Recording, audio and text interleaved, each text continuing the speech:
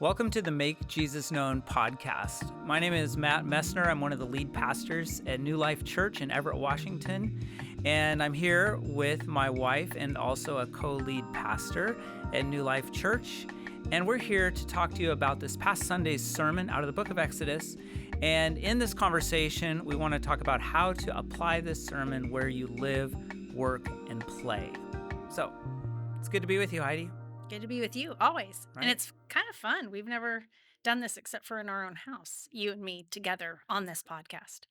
It's true. Actually, the way the sermon began for me on Sunday was I acknowledged the fact that we have been together for 36 years, 36 years of marriage in about a month, 38 years together as a couple. And, the fact of the matter is that it's easy to make promises to people. It's much harder to keep promises. And this part of the book of Exodus that we're looking at today is about God's promises to us and our commitments to Him as God introduces the law. Right? The law. It's pretty intimidating. Which is always the thing that's intimidating. It's right? like, it's the difference though between like being invited into something, right? Or saved from something is what I started with. And are we invited into something, or is this something that we're just saved from and now we have to, or saved to, and we have to do something? It's in a marriage, like it's a joy to be committed to each other. It's a joy and it's a pleasure, and it's easy when you love someone to commit into that covenant. So that's it, the easy part. It's much harder if we see it as have tos. And my mom always said, you don't have to, you get to. And I think that's actually a really good attitude to have most of the time. If we get to do this, and we get to do this with the Lord, and it's pretty powerful, and it is based on a love relationship. Yeah. And I'm not sure if the Hebrews really understood that because we're picking up the story 3 months since they left Egypt. So they were slaves for 400 years, generations. And now they're experiencing freedom. They've been rescued by a God who they know very little about. There's no written Bible. There's just what they are observing. And what have they seen of this God other than the fact that He is for them and against their enemies? But He is a judge. He is powerful. I'm sure they've had a lot of experiences with fear. But God is revealing Himself to them as He truly is. And so they find themselves now at the foot of a mountain, Mount Sinai, and God is going to begin to speak to them. But I love this passage because it doesn't start in chapter 20. It starts really in chapter 19, where God says, I have carried you. I have pulled you out. I'm the one who carried you on eagle's wings. I brought you to myself. So again, the invitation into something, not just the freeing from something, right? So they moved out of slavery. They moved out of this place, but now they're moving into relationship, and they don't even understand that. They're moving out of a slave mindset, out of the mindset that, yay, I'm free, but now how do I live free? How do I live and live in this place with God? And He's drawing them into that. He says, I'm the one who took care of you. I'm the one who brought you out. You don't have to worry so much about all the things. So He starts there, and then He gives them the guidelines. But it's because then how do we live together now in this new place? You've always just lived as a slave, so you just did what you were told. You were under authority in a way that was controlling, that was unkind, that was very taskmaster, and I am a different God. And that's part of the beauty, such a beautiful thing when you read the 10 Commandments, and even just the rest part, which we'll get to, but just such a powerful part of how He addresses them in the beginning. I have done this for you. It's not what you've done. It's literally what I have done to draw you to myself. Yeah.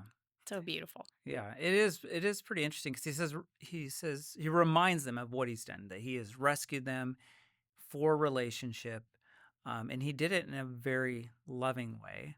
You mentioned he does mention in the language there. He says that I did carry you on eagle wings. I rescued you from your enemies, and so he's pointing out to them just his loving intention as he has brought them to himself, rescued for relationship, right? This is what he has done. And so when you look at the language of that passage, the first 6 verses of Exodus 19, what does that speak to you in terms of how God has defeated our enemies? I mean, obviously we didn't come out of Egypt, but for all of us, what are the enemies that God has defeated? Yeah, I mean that's the challenge is we see our own lives and we often think, "Oh, I've had to do work so hard, maybe even in addiction Mhm. or in places of brokenness. I've had to do this work." And yes, that is true. If we're doing counseling or we're working through addiction, we're working through things that we've had to overcome. There's an aspect of us having to step into that and work to make decisions. But he's saying, actually, I'm the one providing the protection for you. I'm the one who's actually providing your strength for you. I'm the one who's ultimately saving you and ultimately giving you all you need. And so if you lean into that, it looks completely different than you working so hard to try to make things happen. And I think that's part of the foundation of the whole law. The law was something that they would eventually realize they couldn't even keep. And we all realize that at some point in our relationship with God that we can't do it. The true reality is we just have to surrender to a God who can and the power of that. Because salvation is, it's not the end, right? It's relationship. And in that relationship, so I'll give an example. When we got married, I had come from a lot of trust issues, particularly with men, and it took a long time to trust again. And I would often say, like, you were helping me learn to trust again because I came from some brokenness. And it was in just a loving, gentle, kind, full space to accept right where I was and allow me to grow in love, in a loving space. So, because of that, I could trust again, right? So I began to learn how to trust again. And I think that's what God does for us. It's this relational, but it's also grace initiated. Grace is in the midst of that. You gave me a lot of grace from some of the abuses and the things that I'd experienced. Gave grace to that God, and it's this God established commitment. And commitment is one of the most important things in any relationship. We can think it's all these other things, communication, and marriage and everything. And while those are super helpful tools, commitment's literally the thing that's going to keep you together, right? Mm. And so that's what this is. It's this contract. This biblical covenant is not a casual contract between equals. It's actually a relational, grace initiated, God established commitment, which is just a powerful thing. Mhm. And it has to do with his promises to us, his purposes for us. And often he shows us signs, which is some of the things that they experience throughout the desert. Yeah.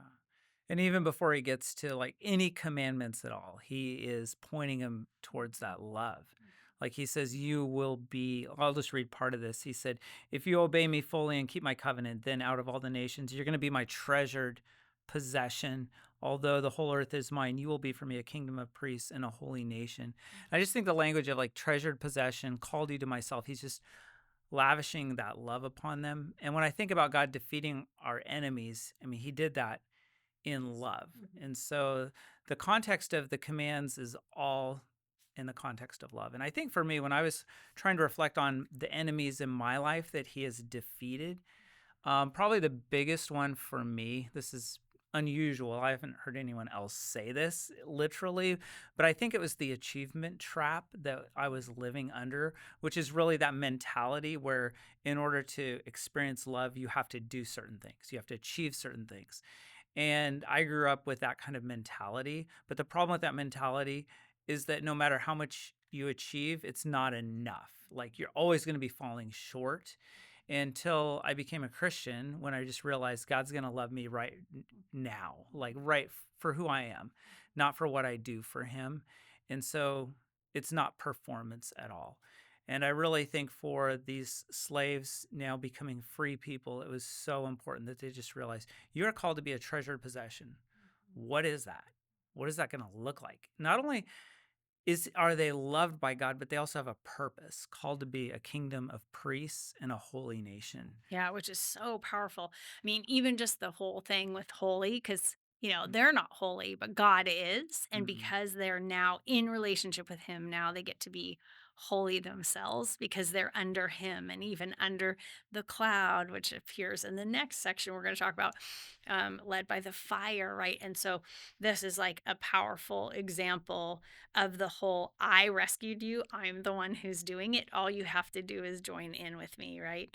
Um, and so he's setting the commitment of relationship and setting the love and the foundation of who they can be out of all of that. Like you get to be literally priests. Like it's you get to speak my words and get to share with other people, and that's the power of not just the Israelites, because this applies to us. Like we are now brought into this family. It's this mm, adoption into, right, which we see in the New Testament, but he's speaking to all of that even here.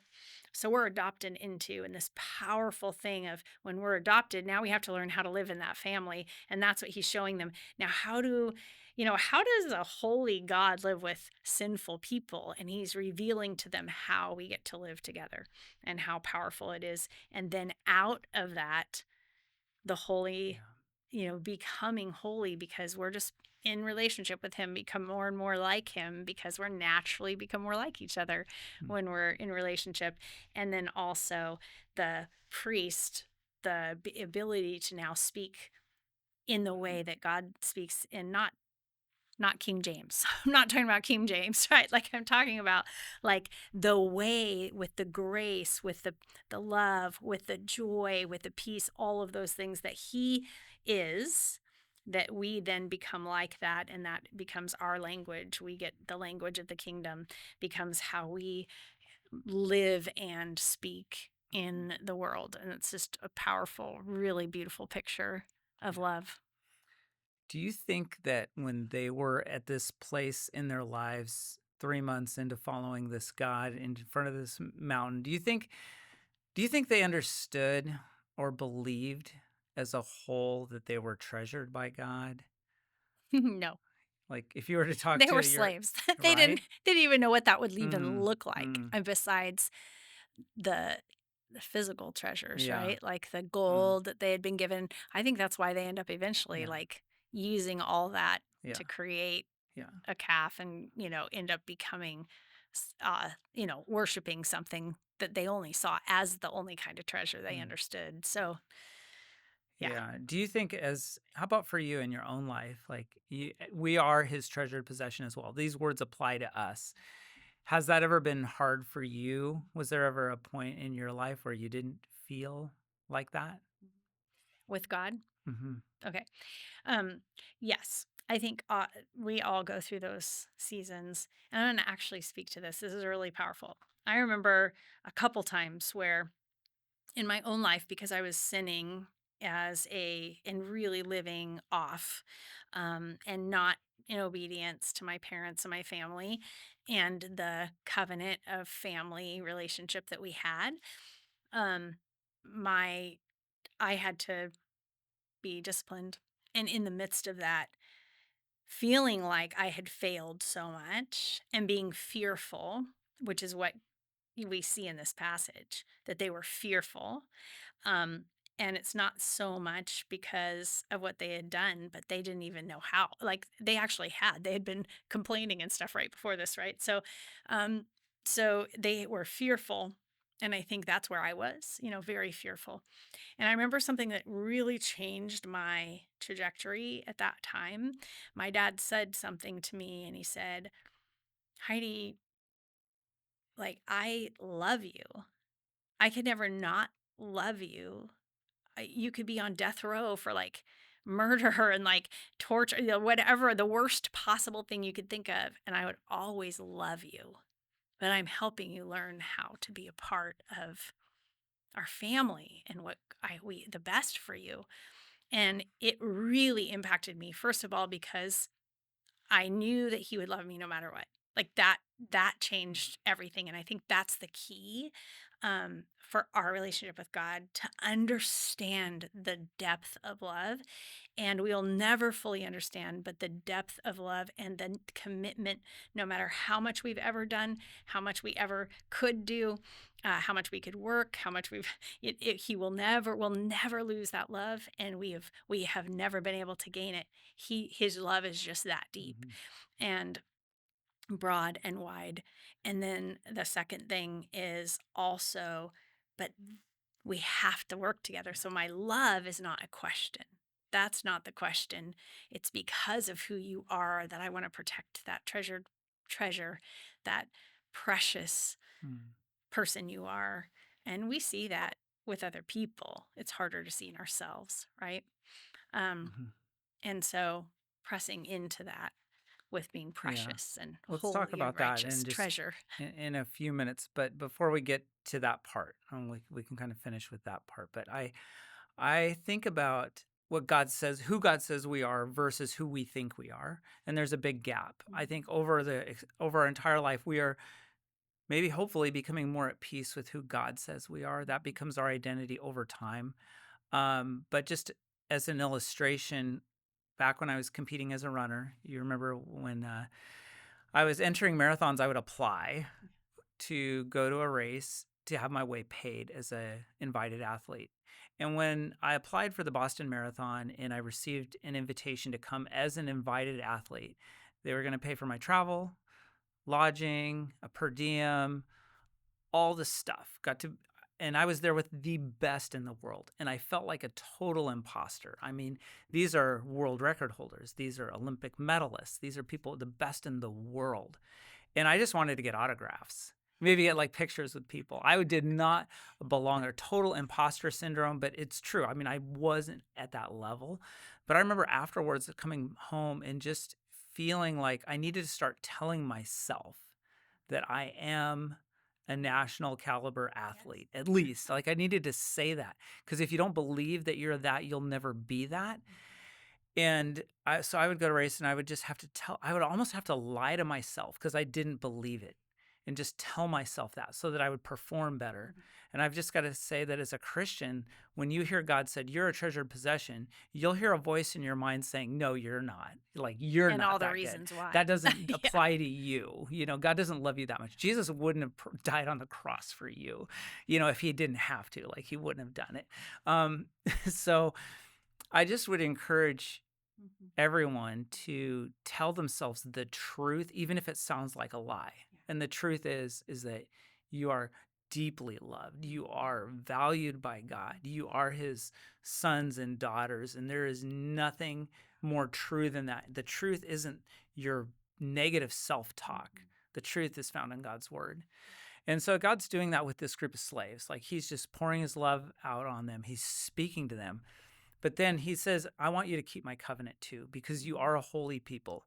And holy isn't, it's not like what we envision as a holy person. It means that your life is set apart. It's going to be distinct. You're going to live differently than the nations around you. And that has to do with boundaries. Really, the commandments are boundaries that we cannot keep ultimately. Like, the law wasn't meant to be kept. It was meant to show us our need for God. Um, and so you talked a bit about the commandments. How would you describe them? As boundaries or? Yeah. Okay. I'm just going to go back to that though, Mm-hmm. because that's so important, and recognizing the reality of telling ourselves the truth and who God says we Mm, are, versus who other people are saying mm, we are, or our own, what we hear in our head. Maybe even our past, like people who've said stuff in our past, because what we will do is often we become who we think other people think we are. And so who is that other people, Mm. right?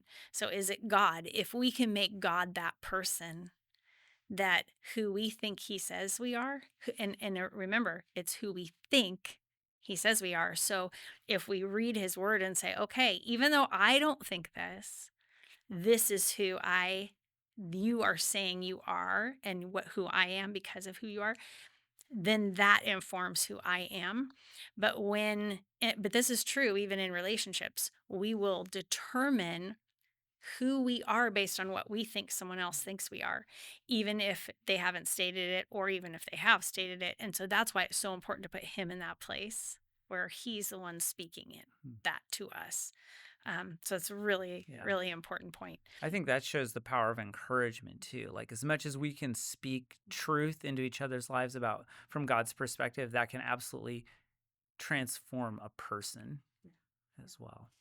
And then you asked about the laws, and I think Yeah, it's the kind of a laws big the topic, laws are a but big topic, but they're so important because each one, I mean, there's so many things, and I talked this week about the the power of the laws and how it's like if you can read them almost like a marriage commitment, right? mm, Like it's because it's out of love, and especially those first few because they're all about God and that's out of that relationship of love. And so it's this commitment like, hey, I'm not going to put other things in front of you. I'm not going to be thinking about all these other guys or anything. Like I'm committed to you. Like it's this power of this relationship, the intimacy of relationship, the love that we have. That it's easy. That part's easy when we have that love and the depth of love. But then it goes into the Sabbath, and it goes into this place where it's right in the middle, the Sabbath. And the Sabbath is so powerful because they were slaves. They had 430 years without any days off, like mm, no rest. And God's saying, hey, you're my people. I'm giving you rest. Sure, you're going to be working for things, but I actually provide rest for you. And I even set that example at the very beginning for you. And so this is the longest commandment, which is very powerful because he's describing this beauty of relationship and how I created it because I love you so much. You're not slaves. You actually are sons and daughters, and sons and daughters, they get rest. They don't just have to slave away and never have any time off or never have any rest. And then it moves into those other commandments that are about other people mm, and honor your father and mother, which is the first one with a promise. And then it moves into, don't kill each other, don't lie against each other, don't steal, don't covet what someone else has, which by the way, we all like that's probably one of the hardest for most of us because we're constantly looking at everybody else wishing we had something else. But when we know that we have a loving father who's the one who's taking care of all of everything and all of our needs, we're not even worried about what other people have or what things we don't have because we're just going to our daddy like, hey daddy, I need this, or what's going on. And we have those honest conversations with him and we see his provision and we're just so grateful for it. And so I think that's the beauty of the Ten Commandments when we can see it in relationship and the depth of it versus mm. a law Yeah. or a rule. The way you're describing it, it reminds me of a book Ron Mell wrote years ago called The Tender Commandments, and that they do come from the tender heart of God. And ultimately, though, they do have a purpose beyond boundaries, and that is Galatians 3:24 says that the law was our guardian or schoolmaster until Christ came, so that we might be justified by faith. So we're only justified by faith. That's where the holiness comes from. That's where righteousness comes from. And then also Galatians says that the entire law is fulfilled in keeping one command: love your neighbor as yourself. So we don't throw out the commands, we look at them as loving boundaries, but we know ultimately justification, holiness, a life set apart comes from loving God and loving each other.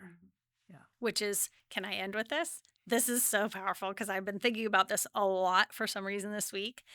That Peter, and I'm going to the New Testament now, but when Peter was saved, or he came to know Jesus, he was immediately like all out for God. And many times when we come to know Jesus, we're like, wow, this is amazing, and we're all out for God, and we want to do everything for him, and we'll give our lives for you. And he says all that and he does all that, and he's the impetuous one, and he'll jump in and he'll do everything, and you're like, yay, Peter. And we're like that. And then we experience what Peter did, disappointment. What? You're going to die? And then we try to resist it. And he's like, get behind me, Satan. And you're like, wait, what? No, you know, I love it. Hold on. I'm trying to do everything for you. And then and then Peter is like, uh, but you can't die. Why are you leaving? Well, even if you do, okay, we'll be with you. And Jesus says, no, you're actually going to deny me. And then he does deny him, and he's so disappointed in himself. And then what happens when Jesus comes back? The first thing he does is make him breakfast, invite him in, again, that relationship, the love, the care, never condemns him, never brings up the past, just says, Peter, do you love me? Peter, do you love me? Peter, do you love me? And it's like, can't we just talk about all the problems? And how about how you disappointed us? And what's going to happen in the future? And he's like, no, it's just, do you love me? And if you do, then feed my sheep, care for others. And it's that command, love God and love Yeah. people. And it's so That's good. beautiful and so powerful. And I it ties the whole Old Testament all the way Yeah. through. So no matter where you are in your journey with Christ, like perhaps you are struggling with shame and disappointment in yourself, just hear those words from the Lord. Do you love me? I've called you as a treasured possession into relationship. You're going to fail. The sinful nature is real, but there's grace and there's a call to love God and love others. Yeah. And he rescues first. Then we move into relationship, and obedience flows from the love of relationship. So thank you, Matt, for what a great conversation today. It's always fun talking about scripture with you. We always have so much fun at home all the time doing this, but you guys got to enjoy it today with us, and hopefully you enjoyed today and got something out of it. Dive deeper into God's word, because it is a powerful thing, Exodus 19 and 20, and what God wants to speak to you as well. Thank you for joining us today on the Make Jesus Known podcast. We are on the YouTube channel and anywhere else that you listen to your podcasts.